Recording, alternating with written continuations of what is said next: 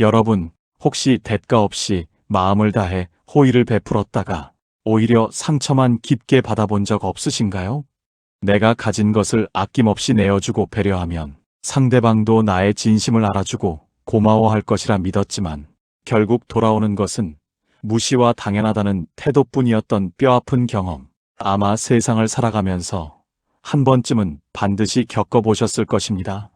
우리는 어릴 적부터 착하고 둥글게 살아야 한다고, 남을 먼저 생각하고 기꺼이 양보해야 한다고 귀에 못이 박히도록 배워왔습니다. 하지만 차갑고 냉혹한 현실은 종종 우리의 순수하고 아름다운 선의를 잔인하게 배신하곤 합니다. 호의가 계속해서 반복되고 익숙해지면 그것을 당연한 자신의 권리로 착각하고 마는 것이 슬프게도 깊이 다듬어지지 않은 인간의 얄팍하고 어리석은 본성이기 때문입니다. 이처럼 상처받는 관계의 굴레를 완전히 끊어내고 우리가 당연히 누려야 할 존중을 당당하게 되찾기 위해 우리는 4가지 핵심 원칙을 깊이 살펴볼 것입니다. 첫째, 은혜와 위험의 엄격한 균형을 유지하는 일입니다. 둘째, 타인에 대한 헛된 기대를 온전히 내려놓는 일입니다. 셋째, 거절을 두려워하지 않는 단호한 태도를 기르는 일입니다. 넷째, 스스로를 가장 먼저 존중하는 내면의 중심을 굳건히 세우는 일입니다. 본격적인 이야기에 앞서 여기 한 사람의 짧고도 씁쓸한 이야기가 있습니다. 그는 늘 오랜 지인들과의 모임에서 가장 먼저 흔쾌히 지갑을 여는 따뜻한 사람이었습니다. 자신이 다른 친구들보다 조금 더 여유가 있다고 굳게 믿었기에 늘 기쁘고 너그러운 마음으로 밥값을 도맡아 계산하곤 했습니다. 지인들은 처음 몇 번은 진심으로 깊이 고마워하며 그의 넓은 마음을 아낌없이 칭찬하고 지켜세웠습니다. 하지만 시간이 점차 흐르고 모임이 반복되면서 어느새 식사가 끝날 무렵 계산서가 테이블에 놓이면 모두가 짠 것처럼 아주 당연하다는 눈빛으로 오직 그만을 쳐다보게 되었습니다. 아무도 지갑을 꺼낼 생각조차 하지 않았던 것입니다. 그러던 어느 날 그가 예상치 못한 개인적인 경제적 사정으로 인해 조심스럽게 계산을 한번 미루게 되자 지인들은 괜찮냐고 묻기는커녕 오히려 크게 서운한 기색을 노골적으로 내비치며 뒤에서는 그가 변했다며 깎아내리고 비난하기까지 했습니다. 오랜 시간 아낌없이 호의를 베풀고도 돌아온 것은 차가운 비난뿐이었기에 그는 깊은 상실감과 인간이라는 존재 자체에 대한 짙은 회의감에 빠지고 말았습니다. 이 짧은 일화는 단순히 운이 나빴던 어느 한 개인의 불행한 경험을 넘어 우리 모두가 일상 속에서 언제든 마주할 수 있는 인간관계의 가장 서늘하고 보편적인 단면을 선명하게 보여줍니다. 조선 후기의 위대한 실학자이자 깊은 통찰을 지닌 사상가였던 정약용 선생은 누구보다 인간 본성의 밝은 면과 어둡고 추악한 면을 뼈저리게 경험했던 인물입니다. 그는 젊은 시절 왕의 깊은 총애를 한 몸에 받으며 가장 높은 자리까지 올랐지만 권력의 무자비한 소용돌이 속에서 하루아침에 모든 것을 처참하게 잃고 멀고 먼 남쪽 땅 강진의 허름한 주막으로 쫓겨나 무려 18해라는 길고 고통스러운 유배 생활을 외롭게 견뎌야만 했습니다. 그 기나긴 절망과 고독의 시간 동안 한때 그에게 온갖 달콤한 말로 호의를 베풀며 곁에 머물던 수많은 사람들은 언제 그랬냐는 듯 차갑게 등을 돌리고 그를 철저히 외면했습니다. 심지어 그가 과거에 베풀었던 순수한 선의를 교묘하게 이용해 그를 더 깊고 어두운 함정으로 밀어넣으려 했던 이들도 적지 않았습니다. 정약용 선생은 그 처절한 배신과 숨막히는 고독의 한가운데서 인간이라는 존재의 나약함과 관계의 덧없음에 대해 깊이 성찰했습니다. 그는 세상을 원망하는 대신 인간 본성의 한계를 있는 그대로 꿰뚫어보고 그 속에서 어떻게 스스로를 잃지 않고 단단하게 살아갈 수 있을지 치열하게 고민했습니다. 그의 지혜를 나침반 삼아 앞서 말씀드린 4가지 원칙을 하나씩 깊이 있게 탐구해 보겠습니다. 우리가 마음에 새겨야 할 첫 번째 원칙은 은혜와 위험의 엄격한 균형을 유지하는 일입니다. 우리는 보통 누군가에게 한없이 잘해주고 늘 따뜻한 미소로 대하며 나의 불편을 감수하면서까지 많은 것을 양보하는 것만이 원만하고 좋은 관계를 맺는 유일한 정답이라고 굳게 믿으며 살아갑니다. 하지만 이것은 인간의 복잡한 심리를 간과한 매우 순진한 착각입니다. 여기 직장인 김영수 씨의 사례를 함께 살펴보겠습니다. 김영수 씨는 부서 내에서 법 없이도 살 사람이라는 평가를 받는 참으로 선량하고 성실한 직원이었습니다. 그는 동료들의 남은 업무를 기꺼이 도와주고 누군가 급한 일이 생기면 자신의 귀중한 퇴근 시간을 미뤄가며 흔쾌히 당직을 대신 서주곤 했습니다. 처음에는 모든 동료들이 그의 헌신적인 태도에 감동하며 그를 진심으로 칭찬하고 고마워했습니다. 그러나 불과 몇 달이 지나지 않아 상황은 기묘하게 변하기 시작했습니다. 동료들은 점차 자신의 껄끄럽고 귀찮은 업무를 자연스럽게 김영수 씨의 책상 위에 올려두기 시작했고, 심지어 개인적인 용무가 있을 때마다 당연하다는 듯이 그에게 자신의 일을 떠넘겼습니다. 어느 날 김영수 씨가 심한 몸살에 걸려 도저히 일을 도와줄 수 없다고 조심스럽게 거절하자 동료들의 반응은 충격적이었습니다. 그들은 그의 건강을 걱정하기는커녕 오히려 차가운 표정으로 불만을 토로하며 그가 이기적으로 변했다고 비난했습니다.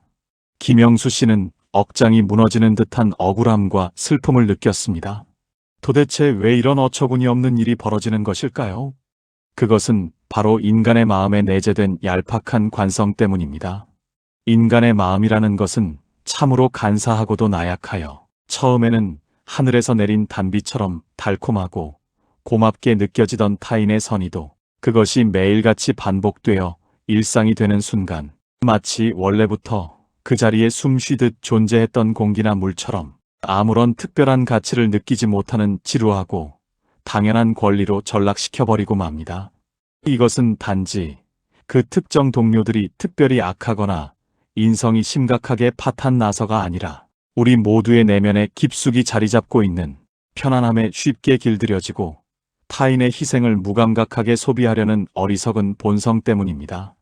은혜는 비 내리듯 베풀되 그 은혜가 값싼 취급을 받지 않도록 보이지 않는 단단한 울타리를 쳐야 하는 이유가 바로 여기에 있습니다.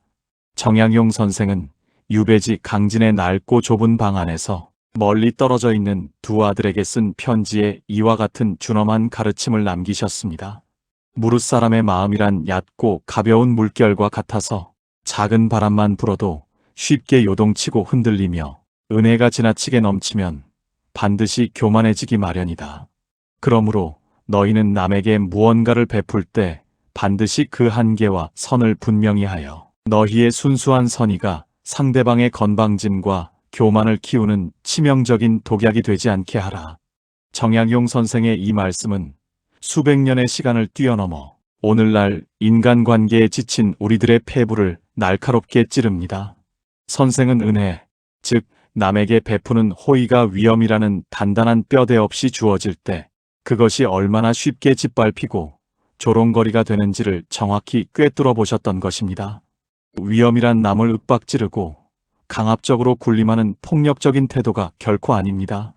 참된 위엄이란 내가 베푸는 호의가 나의 너그러운 선택일 뿐 결코 나의 의무나 약점이 아님을 상대방이 뼈저리게 느끼도록 만드는 내면의 당당함이자 흔들리지 않는 자기 존중의 발현입니다. 그렇다면 우리는 이 원칙을 현실의 삶에 어떻게 구체적으로 적용해야 할까요? 호의를 베풀기 전에 반드시 마음속으로 스스로에게 명확한 한계선을 그어두어야 합니다. 내가 기쁜 마음으로 해줄 수 있는 영역과 나의 일상을 망치면서까지 희생해야 하는 영역을 냉정하게 분리하십시오. 그리고 그 선을 넘는 무례한 요구가 들어왔을 때는 미안해하는 기색 없이 담담하게 그것은 나의 한계를 넘는 일이라고 분명하게 밝혀야 합니다. 처음에는 상대방이 당황하거나 서운해할 수 있습니다. 하지만 그 짧은 불편함을 회피하기 위해 다시 무조건적인 호의를 베푸는 악순환으로 돌아가서는 안 됩니다. 당신의 단호한 태도가 반복될 때 사람들은 비로소 당신의 호의가 거저 주어지는 싸구려가 아님을 깨닫고 당신을 함부로 대할 수 없는 위엄 있는 사람으로 존중하게 될 것입니다. 은혜와 위엄이라는 두 마리 토끼의 균형을 잡는 것. 이것이 무시받지 않는 튼튼한 인간관계의 가장 기본적이고 훌륭한 주춧돌입니다. 우리가 새겨야 할 두 번째 원칙은 타인에 대한 헛된 기대를 온전히 내려놓는 일입니다. 우리가 인간관계에서 겪는 거의 모든 분노와 비참함, 그리고 마음의 깊은 상처는 놀랍게도 타인의 행동 그 자체가 아니라 그 타인에게 내가 무의식적으로 품고 있었던 은밀한 기대에서 비롯됩니다. 가족, 친구, 연인, 심지어는 가깝게 지내는 이웃에게조차 우리는 무언가를 베풀면서 마음속 깊은 곳에 작은 장부를 하나씩 만들어둡니다. 이민지 씨의 일상적인 사례를 통해 이를 좀 더 깊이 들여다보겠습니다. 이민지 씨는 주변 사람들을 챙기는 것을 무척이나 좋아하는 다정다감한 성격이었습니다. 그녀는 친구들의 생일이 다가오면 몇 주 전부터 세심하게 고민하여 자신의 생활비를 쪼개가면서까지 꽤 값비싸고 정성이 가득 담긴 선물을 준비해 건넸습니다. 그렇게 선물을 줄 때마다 그녀의 마음속에는 자신의 생일이 돌아오면 친구들도 당연히 이와 비슷한 수준의 정성과 애정으로 자신을 축하해 줄 것이라는 크고 무거운 기대감이 조용히 쌓여가고 있었습니다. 시간이 흘러 마침내 그녀의 생일이 다가왔습니다. 하지만 친구들의 반응은 그녀의 기대와는 너무나도 달랐습니다. 어떤 친구는 바쁘다는 핑계로 가벼운 축하 메시지 하나로 넘어가 버렸고, 어떤 친구는 그녀가 주었던 정성에 비하면 턱없이 초라하고 성에 없는 물건을 대충 건넸습니다. 이민지 씨는 겉으로는 웃으며 고맙다고 말했지만 집으로 돌아오는 길에 가슴이 갈기갈기 찢어지는 듯한 서운함과 내가 그동안 사람들에게 쏟은 정성이 모두 헛수고였다는 깊은 허탈감에 밤새 소리 없이 눈물을 흘렸습니다. 이민지 씨의 고통은 어디에서 시작된 것일까요? 그녀가 친구들을 진심으로 사랑하지 않았기 때문일까요? 아닙니다. 문제의 핵심은 그녀가 베푼 호의의 본질에 있었습니다. 기대를 품고 베푸는 호의는 엄밀히 말해 순수한 의미의 선이나 따뜻한 배려가 아닙니다. 그것은 감정의 가면을 쓴 정교한 거래이자 상대방의 동의조차 구하지 않고 일방적으로 떠안기는 무거운 마음의 빚일 뿐입니다. 내가 이만큼 정성을 쏟았으니 너도 그에 합당한 보상을 내놓아야 한다는 억지스러운 청구서를 속으로 내밀고 있는 것과 다를 바 없습니다. 하지만 세상 사람들의 마음과 처지는 저마다 너무도 달라서 내가 준 만큼 정확히 똑같은 무게로 돌려줄 수 있는 사람은 이 세상에 단 한 명도 존재하지 않습니다. 기대가 크면 클수록 돌아오는 현실과의 끔찍한 괴리감은 날카로운 비수가 되어 결국 자신의 심장을 깊게 찌르게 됩니다. 정약용 선생은 일찍이 이러한 인간 심리의 모순을 정확히 간파하셨습니다. 선생은 인간관계의 본질에 대해 묻는 제자에게 이처럼 담담하게 말씀하셨습니다. 내가 남에게 베푼 작은 공로나 은혜는 결단코 마음에 담아두지 말고 흐르는 물에 씻어버리며, 반대로 남이 나에게 베푼 아주 작은 은혜라도 뼈에 새기듯 깊이 기억하고 결코 잊지 말라. 이 짧고도 강렬한 문장 속에는 인간관계를 병들게 하는 가장 큰 독소인 보상 심리를 완전히 뿌리 뽑으라는 철학적 결단이 담겨 있습니다. 정약용 선생 스스로가 유배지에서 수많은 사람들에게 배신을 당하면서도 결코 세상을 향한 저주와 원망의 괴물로 전락하지 않을 수 있었던 가장 강력한 비결은 바로 타인에게 어떠한 보답도 기대하지 않는 철저하고도 서늘한 무기대의 경지를 스스로 이루어냈기 때문입니다. 그는 단지 자신이 옳다고 믿는 도리와 선의를 스스로 실천했을 뿐, 그에 대한 칭찬이나 보답을 타인에게 구걸하지 않았습니다. 그렇기에 남들이 등을 돌렸을 때도 그의 내면은 텅 빈 채로 평온할 수 있었던 것입니다.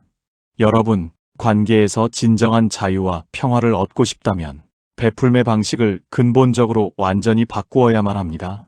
누군가에게 호의를 베풀 때는 돌려받지 않아도 내 마음에 조금의 생채기조차 나지 않을 정확히 그만큼의 한도 내에서만 베푸십시오. 마치 길을 가다 마주친 목마른 길고양이에게 작은 물그릇을 내어주듯 그 행위 자체가 주는 소박한 기쁨으로 모든 것을 끝내야 합니다. 고양이에게 물을 주면서 고양이가 내게 보은의 쥐를 물어다 주기를 간절히 바라는 사람은 없을 것입니다. 사람에게도 마찬가지여야 합니다. 내가 주고 싶어서 주었으니 나의 손을 떠난 순간 그 호의는 이미 그것으로 완벽하게 수명을 다한 것입니다. 이러한 무기대의 마음가짐을 단단히 장착하게 되면 누가 내 호의를 알아주든 몰라주든 심지어 그것을 당연하게 여기며 무례하게 굴든 간에 당신의 마음은 고요한 호수처럼 결코 요동치지 않을 것입니다. 오히려 상대방이 당연하다는 듯 행동할 때, 아, 이 사람은 내가 더 이상 마음을 내어줄 가치가 없는 사람이구나 라고 담담하게 판단하고 미련 없이 조용히 관계의 거리를 두면 그만인 것입니다. 기대를 버리는 것은 상대방을 포기하는 차가운 행위가 아니라 타인이라는 불확실한 감옥으로부터 나 자신의 영혼을 해방시키는 가장 따뜻하고 적극적인 자기 구원입니다. 우리가 세 번째로 깊이 새겨야 할 원칙은 거절을 결코 두려워하지 않는 단호한 태도를 기르는 일입니다. 우리가 인간관계에서 겪는 수많은 괴로움의 뿌리를 끈질기게 추적해 들어가다 보면 그 가장 깊은 밑바닥에는 항상 거절하지 못하는 나약한 마음이 웅크리고 있습니다.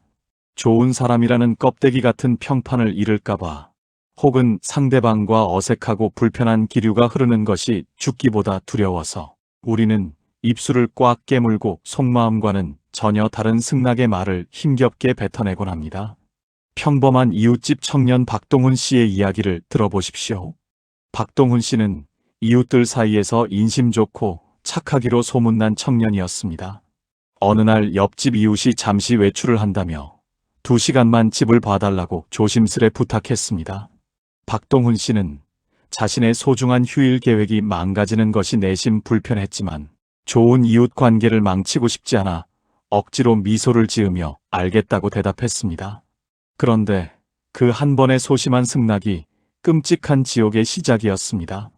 그 이웃은 점차 박동훈 씨를 만만하게 여기기 시작했고 나중에는 주말마다 자신의 반려견을 맡아달라고 당연한 듯 요구하더니 급기야는 사적인 금전 거래까지 아주 쉽게 입에 올리기 시작했습니다. 박동훈 씨는 속으로 골마 터질 듯한 스트레스를 받았지만 이미 거절할 타이밍을 까마득히 놓쳐버렸기에 매번 식은땀을 흘리며 끌려다니는 비참한 처지가 되고 말았습니다. 결국 견디다 못한 박동훈 씨가 참았던 분노를 한꺼번에 터뜨리며 크게 화를 내고 나서야 그 관계는 파국으로 끝이 났고 동네에서는 오히려 박동훈 씨가 갑자기 이상해졌다며 이상한 소문만 돌게 되었습니다. 이 비극적인 결말은 무엇을 말해줍니까? 거절하지 못하는 얄팍한 친절은 상대방의 이기심에 계속해서 영양분을 공급하는 위험한 비료와도 같습니다. 당신이 부당한 요구 앞에서 단호하게 아니오라고 말하지 않는 순간 상대방의 무의식 속에는 당신을 마음대로 휘둘러도 되는 만만한 대상이라는 꼬리표가 단단히 붙어버립니다. 우리는 흔히 거절을 하면 상대방이 크게 상처를 받고 나를 나쁜 사람으로 욕할 것이라 지레짐작하며 두려워합니다. 하지만 인간의 심리는 우리가 생각하는 것만큼 단순하지 않습니다. 오히려 자신의 확고한 원칙을 가지고 정중하지만 단호하게 선을 긋는 사람을 대할 때 사람들은 본능적으로 그 사람에게서 보이지 않는 묵직한 권위와 두려움을 느끼며 그를 함부로 침범할 수 없는 가치 있는 존재로 새롭게 인식하게 됩니다. 정약용 선생의 삶은 그 자체가 거절의 위대한 미학을 보여주는 거대한 교과서였습니다. 선생이 유배지 강진에 머물던 시절 그의 뛰어난 학문적 명성과 지식을 탐내어 이를 교묘하게 이용하려는 지역의 부패한 관리들과 토호들이 끊임없이 그를 찾아왔습니다. 그들은 달콤한 재물과 유배 생활을 편하게 해주겠다는 유혹적인 타협안을 제시하며 정약용 선생에게 굽힐 것을 은근히 강요했습니다. 만약 선생이 그 당장의 고단함을 피하기 위해 혹은 그들의 보복이 두려워 적당히 타협하고 고개를 끄덕였다면 어찌 되었겠습니까? 그는 필시 그들의 더러운 부정부패에 얽혀 영원히 씻을 수 없는 오명을 남긴 채 학자로서의 생명은 물론 인간으로서의 존엄성마저 처참하게 박탈당했을 것입니다. 하지만 정약용 선생은 서슬퍼런 권력 앞에서도 결코 흔들리지 않았습니다. 그는 찾아오는 자들의 불의한 요구를 향해 한치의 망설임도 없이 얼음장같이 차갑고 단호한 태도로 꾸짖으며 그들을 문전박대했습니다. 선생은 늘 스스로에게 이렇게 엄격하게 다짐하셨습니다. 나의 굳건한 원칙을 지키며 거절하는 것은 처음에는 세상에 큰 미움과 오해를 살지 모르나 시간이 흘러 모든 진실이 밝혀지면 결국에는 누구도 범접할 수 없는 가장 깊고 무거운 존경을 이끌어내는 유일한 길이 될 것이다. 그의 이 단호한 거절 덕분에 그는 온갖 모략과 위험 속에서도 끝까지 자신의 맑은 정신과 위대한 철학을 지켜낼 수 있었던 것입니다. 거절은 결코 상대방에 대한 적대적인 공격이나 관계를 끊어내려는 파괴적인 행동이 아닙니다. 그것은 오히려 나 자신을 보호하고 우리의 관계를 더 건강하고 투명하게 유지하기 위한 가장 적극적이고 성숙한 방어 기제입니다. 부당한 요구가 들어왔을 때 죄인처럼 눈치를 보거나 구구절절 변명을 늘어놓을 필요가 전혀 없습니다. 그저 목소리의 톤을 차분하게 가라앉히고 상대방의 눈을 똑바로 응시하며 그 부탁은 내 상황상 들어주기가 매우 어렵습니다 하고 짧고 명료하게 핵심만을 전달하십시오. 이때 미안하다는 표정을 짓거나 어설프게 웃어 보이지 마십시오. 당신의 단호한 눈빛과 흔들림 없는 건조한 목소리 하나만으로도 상대방은 자신이 당신의 보이지 않는 강건한 경계선을 침범했음을 본능적으로 깨닫고 당장을 서운해할지언정 속으로는 당신을 함부로 다룰 수 없는 어려운 사람으로 대우하기 시작할 것입니다. 타인의 비위를 맞추느라 나 자신을 잃어버리는 짓을 당장 멈추십시오. 세상 모든 사람에게 좋은 사람으로 남으려는 헛된 욕심을 버리는 순간 당신의 삶에는 비로소 진짜 당신을 존중해주는 귀한 사람들만이 남게 될 것입니다. 이제 우리가 도달해야 할 가장 중요하고도 본질적인 네 번째 원칙입니다. 그것은 바로 스스로를 가장 먼저 그리고 가장 깊이 존중하는 내면의 중심을 굳건히 세우는 일입니다. 앞서 말씀드린 은혜와 위험의 균형, 기대를 내려놓는 일, 그리고 단호하게 거절하는 기술 모두가 결국은 이 하나의 뿌리에서 자라나는 가지들에 불과합니다. 나를 무시하고 함부로 대하는 사람들의 심리를 깊숙이 파헤쳐보면 참으로 서글프게도 그 근원에는 내가 나 스스로를 취급하는 방식이 그대로 거울처럼 투영되어 있음을 알 수 있습니다. 최수아 씨의 가슴 아픈 사연이 이를 아주 명확하게 증명합니다. 최수아 씨는 늘 사람들과 어울릴 때마다 분위기를 부드럽게 만들기 위해 자신을 한없이 낮추고 깎아내리는 자조적인 농담을 즐겨하곤 했습니다. 저는 원래 좀 둔해서 잘 몰라요. 제가 하는 일이 다 이렇죠. 뭐 신경 쓰지 마세요. 그녀는 이런 겸손을 가장한 자기 비하가 타인에게 편안함을 주고 자신을 둥글둥글하고 다가가기 쉬운 사람으로 만들어줄 것이라 굳게 믿었습니다. 하지만 결과는 그녀의 참담한 예상과 정반대였습니다. 그녀의 의도와는 달리 사람들은 점차 그녀의 그 낮춘 모습 그대로를 그녀의 진짜 가치로 받아들이기 시작했습니다. 그녀의 의견은 모임에서 가장 먼저 묵살되기 일쑤였고 사람들은 그녀에게 농담을 빙자하여 선을 넘는 무례한 폭언을 서슴없이 던졌습니다. 그녀가 상처받은 표정을 지으면 너 원래 이런 농담 잘 받아주잖아. 왜 갑자기 예민하게 굴어? 라며 오히려 그녀를 이상한 사람으로 몰아세웠습니다. 최수아 씨는 스스로가 만든 값싼 할인 매대에 자신을 올려놓았고 사람들은 그녀를 정확히 그 싸구려 가격표에 맞게 대우했을 뿐입니다. 인간관계에 보이지 않는 역학관계에서 가장 무서운 진리는 바로 이것입니다. 타인은 내가 나를 대접하는 딱 그만큼만 나를 대접한다. 당신이 스스로를 귀하게 여기지 않고 끊임없이 남의 발밑으로 기어들어가는데 대체 세상 어떤 바보가 당신을 보석처럼 우러러보며 귀하게 여겨주겠습니까? 정약용 선생의 가르침 중 가장 빛나는 정수는 바로 신독과 수기의 철학입니다. 신독이란 아무도 보지 않는 혼자 있는 곳에서도 스스로의 마음을 속이지 않고 꼿꼿하게 도리를 지키는 것을 말하며 수기란 끊임없이 자신을 갈고 닦아 내면의 품격을 드높이는 것을 의미합니다. 정약용 선생은 강진의 그 비좁고 냄새나는 낡은 주막의 흙방에서도 결코 스스로를 불쌍히 여기며 방치하거나 무너지지 않았습니다. 비록 먹을 것이 부족해 배가 고프고 입을 옷이 남루했을지언정 그는 매일 새벽 가장 먼저 일어나 차가운 물로 세수를 하며 정신을 맑게 가다듬었고 단정하게 의관을 정제한 뒤 하루 종일 흐트러짐 없이 꼿꼿한 자세로 앉아 경전을 읽고 글을 썼습니다. 누가 시킨 것도 아니었고 감시하는 사람도 없는 철저한 고립속이었지만 그는 인간으로서의 마지막 남은 숭고한 자존감을 지키기 위해 스스로에게 그 누구보다 가혹하리만치 엄격했던 것입니다.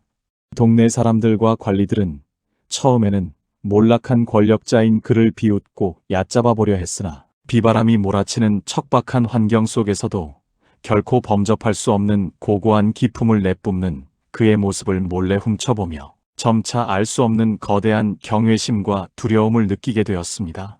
선생은 그들을 향해 단 한 번도 자신을 존중해달라고 구걸하거나 소리치지 않았습니다.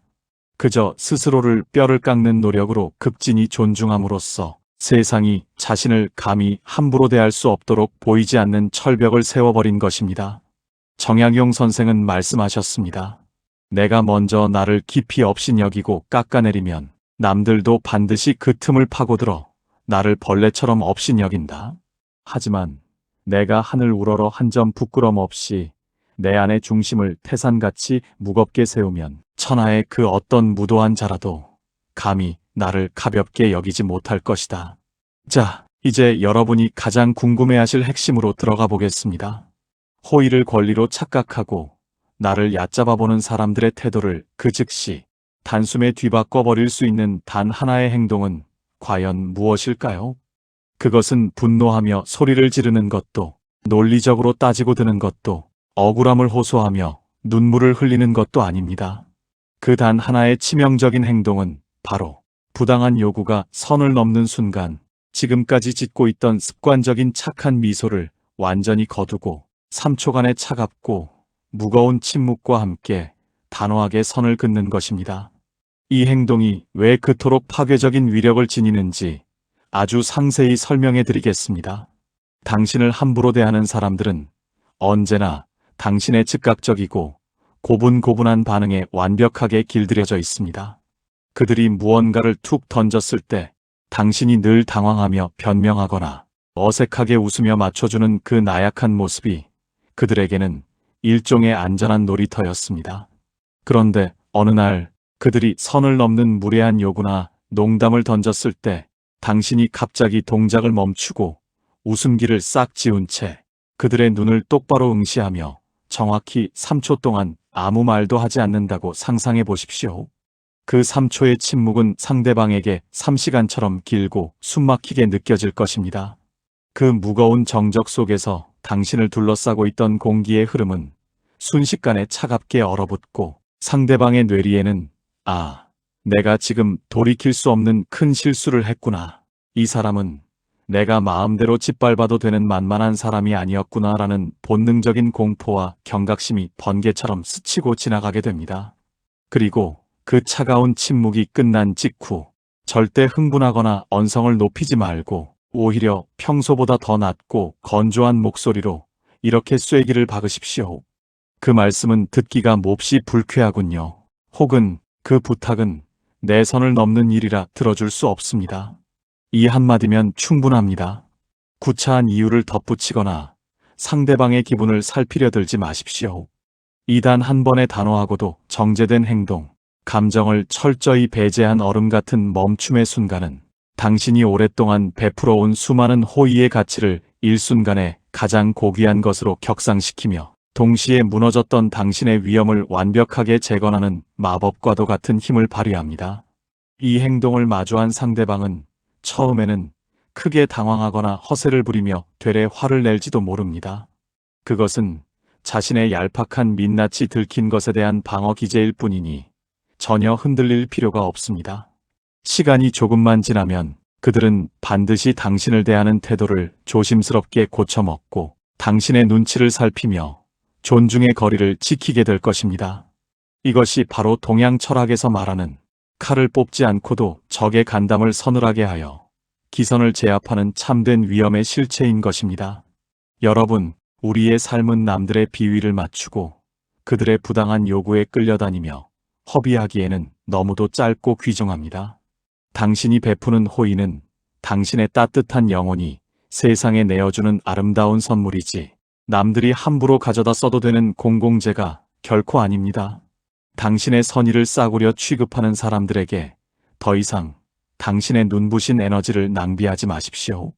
지금까지 우리가 치열하게 나눈 이야기들을 다시 한번 차분하게 가슴에 새겨보겠습니다. 첫째, 내가 베푸는 은혜가 무시당하지 않도록 보이지 않는 위험의 선을 엄격하게 세우십시오. 둘째, 누군가에게 무언가를 베풀 때는 돌려받으려는 헛된 기대의 장부를 미련 없이 불태워 버리십시오.